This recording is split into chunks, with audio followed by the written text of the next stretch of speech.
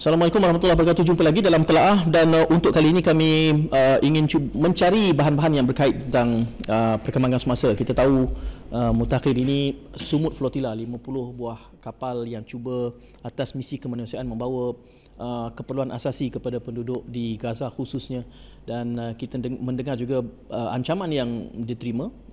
Kita doakan mudah-mudahan ini satu misi kemanusiaan yang berjaya. Kita tahu bukan mudah, tapi saya mendoakan mudah-mudahan ada misi lebih besar selepas itu. Dia tak berhenti sekat 50, tidak terhenti sekat negara yang sedia ada. Kalau momentumnya boleh kita perbesarkan lagi, mengapa tidak 200, mengapa tidak 300? Kerana saya rasa kesedaran dan kebangkitan dunia mutakhir ini tentang keberadaan Gaza dimungkinkan dengan sebab adanya media sosial, khususnya TikTok, yang dahulu isu-isu sebegini tidak berada dalam pengetahuan umum, tak nampak, tersorok, terselindung.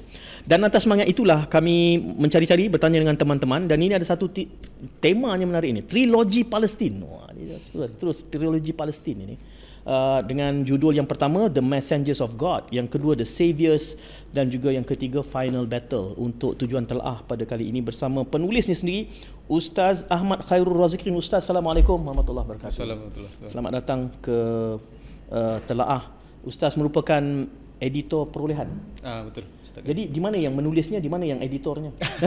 Tak apa, itu kita jawab di belakang tabir nanti ya. Itu kebijaksanaan ustaz lah yang mengatur kerjanya.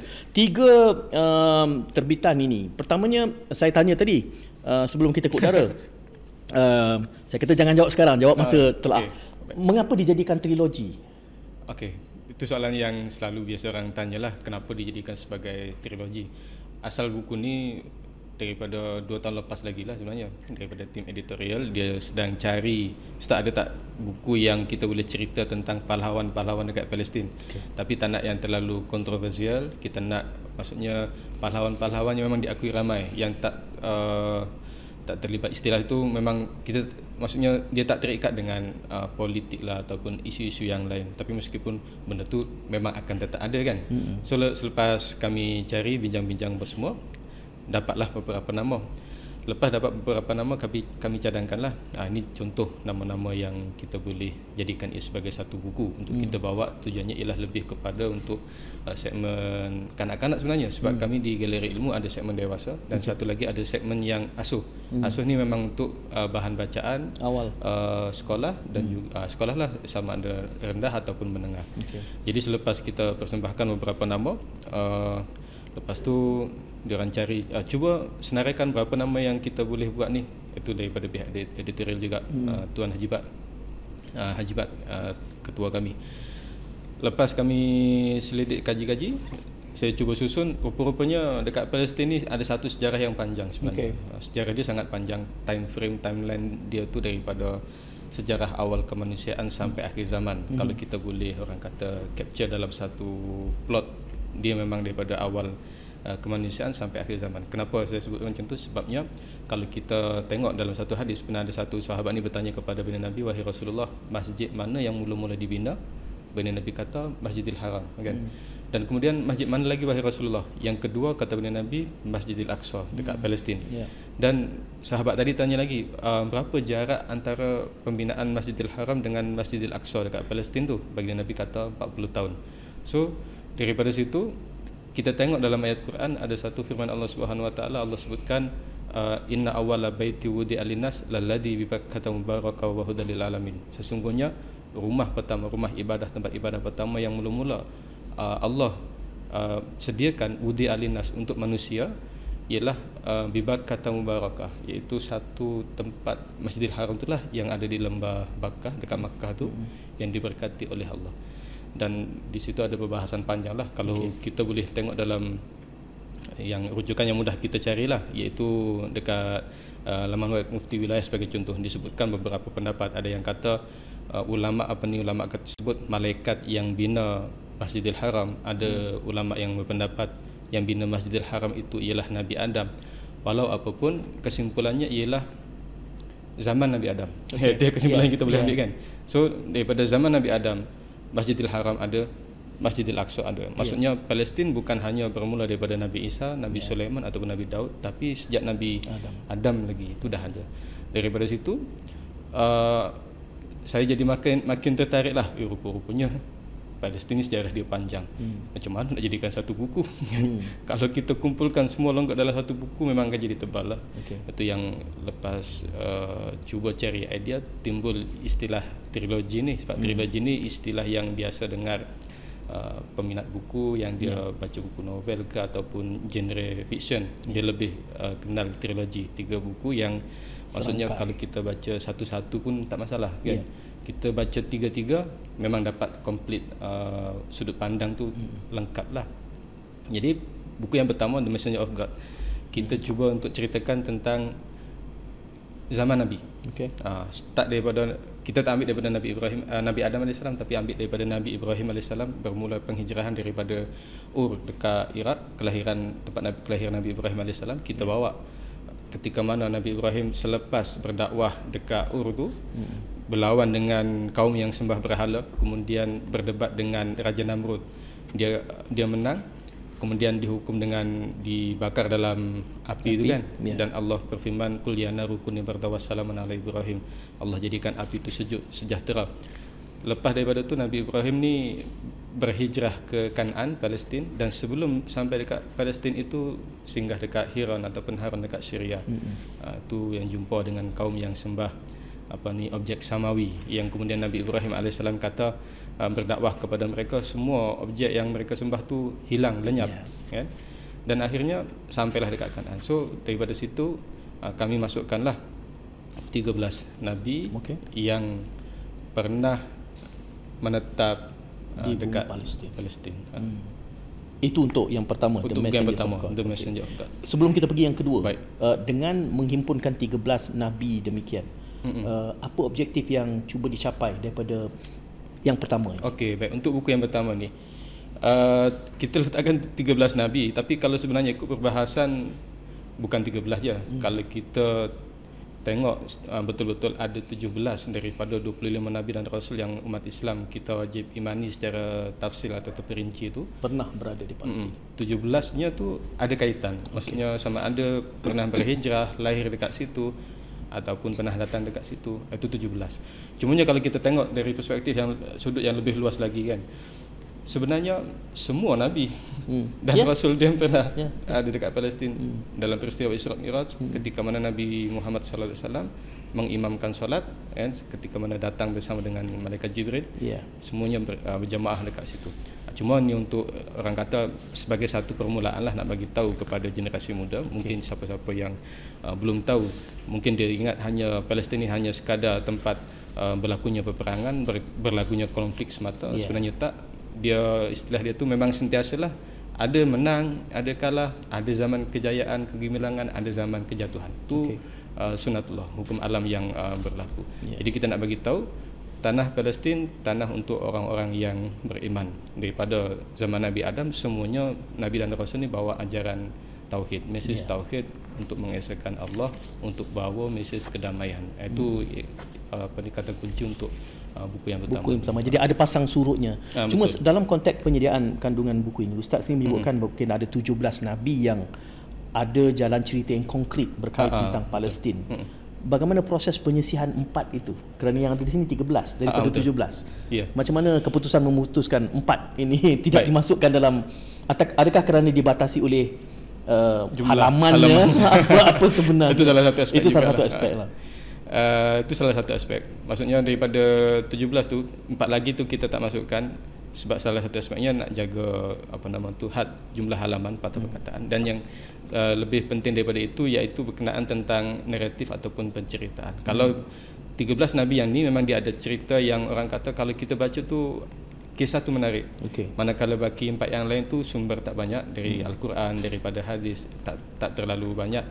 Jadi kalau kita buat jadi satu tajuk mungkin tak samalah panjang pendek dia tu dengan Nabi-Nabi yang dia sudah tidak menyantuni sifat trilogi itu lagi. Betul. Sudah terganggu konsepnya. Jadi untuk edisi yang pertama ni, trilogi yang pertama, The Messengers of God, kisah 13 Nabi di bumi Palestin, kami menggunakan istilah take home idea, THI. Take home idea-nya adalah menggambarkan pasang surutnya, menang kalahnya, peristiwa turun naiknya kedudukan Islam di Palestin. Jadi ini di dalam edisi ataupun naskah yang pertama. Kita beralih kepada yang kedua, The Saviors, pahlawan pembebas Baitul Maqdis. Okey. Buku yang kedua dia ambil garis masa daripada zaman Nabi Muhammad sallallahu alaihi wasallam sampailah sekitar berlakunya Zionism, iaitu sekitar Perang Dunia Pertama, Perang Dunia Kedua. Jadi kalau kita susun secara kronologi, ketika mana zaman baginda Nabi Muhammad sallallahu alaihi wasallam lahir, waktu itu Baitul Muqaddis ataupun Baitul Maqdis ini berada di bawah Empayar Rom Bizantin. Jadi kadang-kadang ada orang yang dia tak tahu apa yang berlaku dekat Palestin pada zaman Rasulullah kan. Macam kalau tengok sirah tak ada sangat cerita benda tu, dan memang tak ada pun. Kalau yang ada pun iaitu berkenaan tentang kisah Isra Mi'raj. Berkaitan Isra Mi'raj barulah disebut tentang adanya kaitan Rasulullah sallallahu alaihi wasallam dengan tanah Baitul Maqdis, Baitul Muqaddis ataupun Palestin itu sendiri. Dan daripada situ dalam buku yang kedua ni, The Savior ni, kita ceritakanlah bagaimana Rasulullah sallallahu alaihi wasallam secara simboliknya untuk cuba orang kata ikat balik hubungan-hubungan dengan semua nabi-nabi yang terdahulu. Dalam buku yang pertama tu, daripada Nabi Adam AS sampai Nabi terakhir daripada kalangan Bani Israel, iaitu Nabi Isa AS. Nabi Isa, Nabi yang terakhir daripada kalangan Bani Israel. Diikat semuanya untuk menyatakan bahawa semua ini berada pada satu panji, berada pada bawah satu kalimah untuk mengesahkan Allah Subhanahu Wa Taala. Iaitu dengan buktinya Rasulullah sallallahu alaihi wasallam memimpin salat berjamaah semua para nabi dan rasul dekat situ. Itu satu. Dan yang keduanya ialah kita nak sebutkan ada 3 nombor berkaitan tanah Palestin ataupun Baitul Maqdis secara khususnya yang kita sebagai umat Islam kita perlu tahu supaya kita ni lebih cakna lagi. Iaitu pertamanya, Baitul Maqdis ataupun Baitul Muqaddis itu ialah Al-Aqsa itu menjadi kiblat yang pertama bagi umat Islam. Sebab dalam tempoh ketika mana Isra Mi'raj, Allah wajibkan fardukan solat fardu 5 waktu. Kiblat pertama ialah Al-Aqsa. Kemudian yang keduanya, Al-Aqsa ini menjadi masjid yang kedua dibina. Kita selepas, dalam cerita awal tadi kan, selepas daripada Masjidil Haram. Dan yang ketiganya, Baitul Maqdis itu merupakan tanah suci yang ketiga bagi umat Islam selepas daripada Makkah, Madinah. Yang ketiganya ialah Baitul Maqdis itu sendiri. Jadi ini 1, 2, 3. Kalau kita ingat 3 ni, insya-Allah tujuannya supaya pendengar dan kita semua tahu bahawa di situ ada keistimewaan yang sangat-sangat erat dengan kita umat Islam dan juga dengan Rasulullah sallallahu alaihi wasallam. Dan selepas zaman baginda Nabi, 17 tahun selepas tu, ketika mana Khalifah Umar, Khalifah Rasyidin yang kedua, berlaku pembebasan Baitul Muqaddis daripada Empayar Rom, iaitu ketika itu zaman Patriark Sophronius yang menyerahkan sendiri kunci Baitul Maqdis kepada Sayyidina Umar Al-Khattab. Berlaku yang namanya peperangan di sekeliling tu, tapi pada masa yang sama mereka mengetahui, orang-orang Kristian pada ketika itu faham, sedar, mereka tahu bahawa Baitul Muqaddis ini akan dibuka ataupun akan dibebaskan dengan oleh seorang sahabat Rasulullah yang jelas sifat-sifatnya. Jadi Sayyidina Umar datang dengan pembantunya naik keldai bergile-gile kan, naik turun di pintu gerbang itu giliran Sayyidina Umar masuk kan. Itu dilihat sendiri oleh Patriark Sophronius pada ketika itu, dan mereka mengetahui ini benarlah dialah orang yang dijanjikan untuk buka Baitul Maqdis. Itu diceritakan dalam buku yang kedua. Dan selepas beberapa ratus tahun jatuh lagi Baitul Muqaddis itu ke tangan pihak musuh, datang Salahuddin Al-Ayyubi. Itu cuba untuk membebaskan juga. Selepas Salahuddin, dalam tempoh yang lama juga, ratusan tahun, sehingga sampai kepada ke tangan Turki, kerajaan Utsmaniyah ketika itu, akhirnya Turki Utsmaniyah semakin melemah dan berlaku yang namanya pada masa yang sama kaum Yahudi yang diaspora Yahudi ini yang telah tersebar di merata dunia, mereka pun sedang mencari negara untuk dijadikan sebagai negara mereka. Kan, mereka buat satu buku, ada yang satu buku The Judenstaat, iaitu negara Zionis ataupun negara Yahudi. Mereka cadangkan beberapa tempat, termasuklah Texas dekat Amerika, kemudian Argentina, itu antara negara-negara yang dicadangkan sebelum mereka cadangkan Palestin itu sendiri.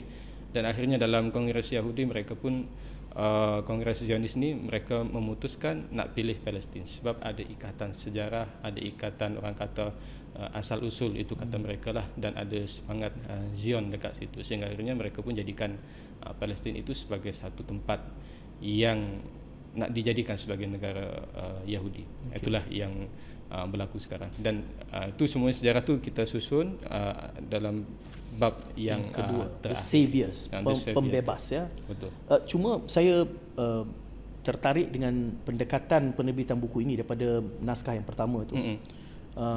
Saya melihat ketekalan jalur masanya. Kerana yang awal itu memilih 13 itu pun disusut mengikut kronologinya. Begitu juga yang kedua ini mengikut kronologinya. Cuma naskah yang kedua ini bercakap soal pembebas, bermula dengan kisah Nabi Muhammad SAW dengan janjinya, ya. Kemudian disusuli pula bab yang mengungkapkan tentang sosok Umar Al-Khattab radhiyallahu anhu sehinggalah kepada Salahuddin Al-Ayyub. Tetapi bab yang terakhir itu tentang belum masuknya unsur Zionism ke dalam Palestin. Seperti tergantung, kerana kita bercakap soal pembebasan, dan bab yang terakhir itu kata, adakah Ustaz cuba menggambarkan ataupun pasukan penerbitan cuba menggambarkan kita menantikan pembebasan yang mutlak, yang akhir kerana bila jalur masa itu kan macam cuba nak menunjukkan, ataukah ia sesuatu yang hanya nak melengkapkan jalur masa saja? Bagaimana penyusunan kandungan itu dibuat? Dia berkaitan bab terakhir itu memang kita nak masukkan juga, sebabnya kita nak tahu orang muda, generasi muda anak kita ni berkaitan macam mana Palestin ini boleh jatuh ke tangan Yahudi, kan? Supaya kita ni orang kata tak terikat dengan mainan media semata-mata, tapi kita ada asas kukuh berkaitan sejarah, latar belakang apa semua tu, dan kenapa sebab ia boleh berlaku. Dan pada masa yang sama, adakah kita ni ternanti-nanti hanya menunggu-nunggu kedatangan orang kata penyelamat, pembuka yang memang dijanjikan? Itu ada disebut dalam buku yang ketiga ni lah, Final Battle ni.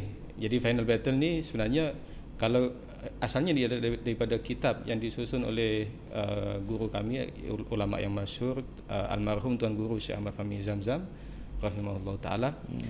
Beliau ada satu banyak tulis kitab, termasuk salah satunya ialah 40 hadis peristiwa akhir zaman, dan juga kitab Kiamat Hampir Tiba.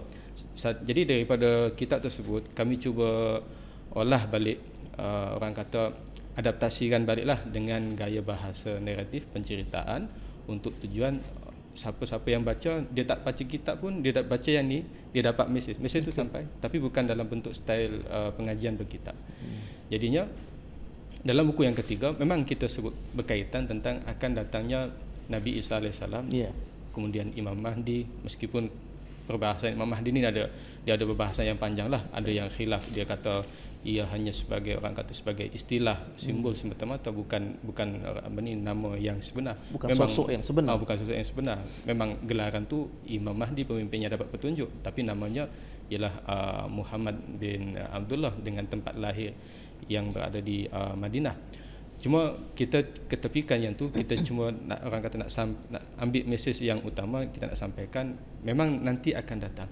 Dan pada masa yang sama kita tak naklah jadi umat ataupun golongan yang sebagaimana golongan Jabariyah ataupun sebagaimana golongan Qadariyah, golongan fatalism yang dia 100% serahkan semuanya pada takdir. Salah, tak boleh juga, kan? Kita hanya berserah pada takdir. Kita kata tak apalah, tunggulah Imam Mahdi datang, tunggulah nanti Nabi Isa turun, barulah Palestin tu menang. Tak boleh. Dan pada masa yang sama kita tak nak jadi golongan yang terlalu terikat 100% dengan usaha kita semata-mata. Kita berjuang, tapi pada masa yang sama kita lupakan tentang takdir Allah. Kita tak bergantung kepada Allah pun tak boleh juga. Jadi pada kita, kalau ikut ulama, kena adil lah, muktadil, pertengahan, iaitu kita berusaha pada masa yang sama kita pun meyakini dengan takdir Allah Subhanahu Wa Taala, supaya benda tu balance, seimbang. Kita nak bawa ke arah tu. Sebab kadang-kadang kita sebut macam tu, tak apa, tunggu Mahdi datang. Ini saya rasa kebetulan semalam saya bersama teman-teman juga bercakap ini semasa dalam perjalanan. Apabila kita mengungkapkan trilogi Palestin ini dengan khatimah yang sebegini rupa, tadi ada istilah Ustaz sebut menarik, kita ingin mengungkapkan, kerana saya tergambar pendekatan sebegini, ada sekelompok misalnya yang istilahnya mungkin saya rasa fatalistik. Fatalistik. Nothing else can be done. We are approaching apocalypse. Dan kita pun tak mau sikap itu juga terbina, kan? Sedangkan kita sudah diasuh kalau esok kiamat pun ada benih di dalam tangan, tanam. Kerana ia masih ada berkatnya situ, masih ada pahalanya di situ. Dalam mengungkapkan penutup ni, saya melihat nota akhir ni, kiamat, puncak kehancuran harapan. Apa mesejnya bila, kerana menariknya jalur masa itu. Yang pertama adalah bermula dengan Nabi Adam. Betul. Yang kedua soal pembebas. Final battle ini, this is the end of life. Dalam kata lain lah, begitu kan. Maka apa sikap kita bila kita mendekati trilogi ini, penghujungnya menyatakan sebegitu? What is the right attitude? Kalau boleh. Kenapa ya bila sebut bahasa Inggeris tu macam-macam betul maknanya, bahasa Melayu macam tak sampai. Tak jumpa. Okey, baik. Dalam bahagian akhir final battle tu, last muka surat belakang, saya ada sebutkan berkaitan tentang firman Allah Subhanahu Wa Taala berkaitan tentang harapan. Sebab kalau kita tengok situasi dunia, tengok keadaan kita, kadang-kadang sebahagian orang rasa kita ni dah tak ada harapan dah. Fatalistik lah. Tunggu saja. Tunggu saja. Itu satu. Dan yang keduanya, apabila sebut je pasal kiamat berkaitan kehancuran, dia hanya fokus pada kiamat yang besar. Dan pada masa yang sama dilupa dengan kiamat kecil tentang kematian diri sendiri. Jadi cerita dalam final battle ni bukanlah untuk kita takutkan tentang datangnya Dajjal apa semua. Itu hanya kita nak bagi tahu tentang mesej. Sebab ulama sebut berkaitan Dajjal ni, dan Nabi Muhammad sallallahu alaihi wasallam sendiri sebutkan bahawa fitnah paling besar pada zaman manusia ni ialah fitnah Dajjal itu sendiri. Jadi sebab tu kita ceritakan kepada anak-anak, kita cerita kepada generasi muda berkaitan orang kata fitnah Dajjal itu bahaya, dan bahaya dia itu tujuannya ialah supaya kita ni bukan terlalu takut sehingga kita fobia, kan? Kita jadi orang yang tak boleh buat apa-apa dah, semua jadi takut, semua jadi konspirasi, sikit-sikit konspirasi. Itu tak kenalah. Jadi dalam buku ni kita nak mengajarkan mengetahui sesuatu, takut tentang sesuatu tu berdasarkan kepada ilmu, kita ada bekalan, dan pada masa yang sama sudut pandang ataupun perspektif kita tu kena betul. Kita belajar tentang kiamat, kita ambil tahu tentang kiamat, tapi pada masa yang sama tidak terlalu takut. Kita nak bagi tahu Allah Subhanahu Wa Taala sentiasa Maha Pemaaf, Allah sentiasa buka peluang untuk kita bertaubat, dan kita nak bagi tahu dalam muka surat terakhir itu pun kita sebut bahawa kematian ataupun kiamat kecil itu jauh lebih dekat berbanding kiamat yang besar. Sebab kiamat besar kita pun tak tahu bila. Mungkin sempat dalam hayat kita, mungkin tidak kan. Kiamat kecil dah berlaku banyak kan, dan berkaitan diri kita sendiri pun dia lebih dekat sebenarnya. Itu yang mesej nak sampaikan dekat situ. Jadi mungkin kita akan kongsikan secara visualnya di hujung ini juga dihidangkan beberapa doa terhindar daripada fitnah Dajjal, kemudian 10 ayat surah Al-Kahfi yang dinasihatkan untuk dibaca ketika kita mendekati akhir zaman. Sebab saya sudah mula mendengar ada orang bercakap bila kata Nabi SAW mengisyaratkan kiamat itu bila? Jarak antara dua jari kan. Cumanya kita kata sudah 1400 tahun kan. Jadi apakah dimensi masa dan ruang dari kacamata samawi, dari kacamata Tuhan? Mungkin hitungannya tidak sama macam kita. Jadi bila akan berlaku itu satu persoalan yang menarik. 1, 2 dan 3 ini adalah merupakan trilogi Palestin dengan tajuk pertama The Messenger of God, The Saviors, yang kedua dan yang ketiga Final Battle. Soalan yang saya ingin bangkitkan adalah saya cerita-cerita di dalam ini jalur masa seperkara, kandungannya yang kedua. Kedua-duanya besar. Jalurnya pandang dan kandungannya besar. Tetapi ia harus dimuatkan dalam satu bentuk trilogi yang istilah bahasa Inggeris palatable, sesuai dengan kehendak pasaran. Kerana itu ia dibingkiskan dalam bentuk yang sebegini. Apakah ada di sana sini muatan-muatan yang sekali lagi disisihkan kerana keterbatasan yang ada, yang mungkin tak ada terlalu itu yang saya nak terlalu banyak. Kerana saya kata tadi jalur masanya panjang, muatannya banyak, berat dan besar. Tapi sangat sederhana sekali penerbitan dari segi kalau saiz ni itulah. Dan proses pembikinan itu, apakah muatan yang saya bayangkan Ustaz kena istikharah juga ni, nak masuk tak masuk bab ni, tak masuk bab ini. Bagaimana proses itu dilakukan? Dari sumber rujukan sendiri pun memang banyaklah. Kita pun ambil daripada buku-buku sedia ada, dan buku berkaitan Palestin dekat Malaysia ni dah terlalu banyak sebenarnya. Dari segi penulisan akademiknya, daripada segi penulisan karya daripada para alim ulama, contoh macam Dr. Fauzi Zakaria, kemudian kitab kecil yang ditulis oleh Dr. Syekh Ali Jumaah pun ada. Dan kita cuba kumpulkan, himpunkan, Daripada situ kita ambil lah mana poin-poin yang sesuai, yang istilah kita tu sellable, menarik, dan ia tak terlalu sukar untuk kita ceritakan kepada orang. Kita susun dalam bentuk naratif.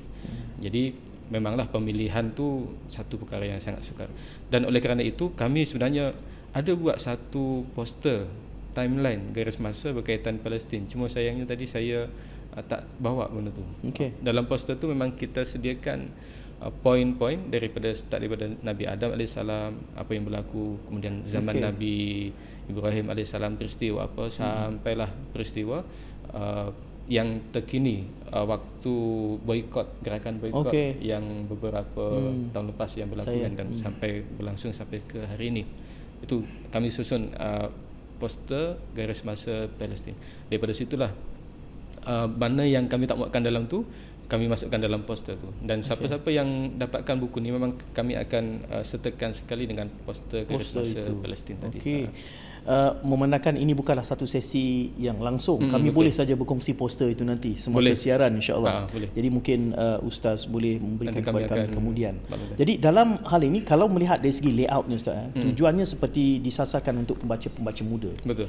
Tetapi saya melihat semangat saya ini buku galeri ilmu, dampaknya saja, penampilannya saja sudah, kalau orang yang sukakan buku sudah menggairahkan. Ramai kru-kru saya ni pun dah mula membedek-bedeknya. Tetapi saya mendapati muatannya bukan terbatas kepada pembaca muda, kerana ada saja sisi dengan pendekatan jalur masa yang dibuat oleh pasukan ustaz dan juga galeri ilmu itu sebenarnya membawa makna yang dalam untuk kita memahami realiti hari ini, sesuai dengan tajuknya, Trilogi Palestin. Ustaz, ulaskan sedikit tentang siapa yang sesuai memanfaatkan kandungan ini. Baik. Itu satu soalan yang memang sukar untuk saya jawab. Banyak kali orang tanya. Ini bukan untuk pembaca muda saja ni nampak ni. Ni bila lihat kandungan dan konsep itu dalam ni. Betul. Cuma orang kata tujuan asalnya buku ni ialah untuk awal remaja. Tujuan asalnya sebab apa? Untuk buku Palestin peringkat dewasa, peringkat universiti ataupun yang kita memang orang kata kaki buku, ulat buku, golongan pemikir apa semua ni, semua dah ada. Buku-buku yang mereka boleh cari tu ada. Cuma untuk level awal remaja kita agak sukar. Mungkin adalah dalam bentuk komik ataupun apa-apa yang lain, tapi benda tu tidaklah menceritakan secara keseluruhan tentang apa yang sebenarnya hakikat yang berlaku dekat Palestin itu sendiri. Dia lebih kepada isu ataupun nak tanamkan nilai kesedaran, macam tu sahaja. Jadi kalau yang bersifat fakta sejarah, naratif, setakat ni belum ada lagi. Jadi itu cabaran kami lah. Jadi cabarannya ialah untuk jadikan buku-buku yang dah ada tu, yang level tinggi-tinggi tadi tu, untuk kita bawa ke level yang lebih rendah. Sebab tu kalau kita baca, tujuan sebenarnya memang untuk awal remaja, tapi kalau orang dewasa nak baca, boleh. Masih mendapat manfaat. Dapat manfaat, tak masalah. Kerana itu di awal mukadimah tadi saya bangkitkan semangat mengapa telah mengangkat naskah ini, Trilogi Palestin, kerana sumut flotila itu. Semua orang berbicara tentang peristiwa, tetapi saya dapati ramai orang melihat peristiwa-peristiwa itu secara anekdot. Ya, dalam bungkus-bungkusnya, bingkisan sound bite. Sedangkan dalam pendekatan buku ini jalur masanya panjang untuk kita memahami. Bukan hanya bermula di Balfour, lebih awal lagi sejarahnya, termasuklah beberapa permainan oleh Zionisme. Ramai saja orang bercakap senafas saja Zionisme dan Yahudi, sedangkan mereka tidak memahami perbezaan antara kedua itu. Itu Ustaz kena datang balik tu kan, itu perlu kita setengah jam lagi. Itu kena setengah jam lagi kalau kita nak bicarakan. Anda boleh dapatkan buku ini, Trilogi Palestin. Yang pertama The Messengers of God, yang kedua The Saviors, dan yang ketiga The Final Battle, terbitan Galeri Ilmu. Mana boleh dapat ni? Alah, Galeri Ilmu beli online lah. Online ada. Mana orang dah dekat semua platform ada. Tak kerja kedai buku dah kan. www.galeriilmu .com.my. Jadi ini naskahnya. Katanya Ustaz juga live mengulas buku ini. Sudah lepas lah. Dekat platform kita boleh. Okey. Jadi anda boleh mendapatkan buku ini, dan juga sementara itu setiap kali episod telah saya selalu saja mengundang kepada anda untuk mencadangkan buku-buku lain juga. Termasuk juga judul-judul, lebih 70 judul yang kami cadangkan di telaah.my itu. Dan sarankan kepada kami kalau anda ingin hadir ataupun sesiapa yang wajar hadir untuk buku-buku yang dicadangkan. Jadi saya nak ucap terima kasih kepada Ustaz Ahmad Khairul Raziqin. Ini orang Indonesia ini, tapi cakapnya sudah Melayu Malaysia ni. Lama dah di Malaysia kan? 29 tu dia. 2009. Okey, terima kasih Ustaz kerana Terima kasih, bersama Tuan. kami. Kita jumpa lagi dalam episod telaah akan datang. Assalamualaikum, salam ibah, jumpa lagi.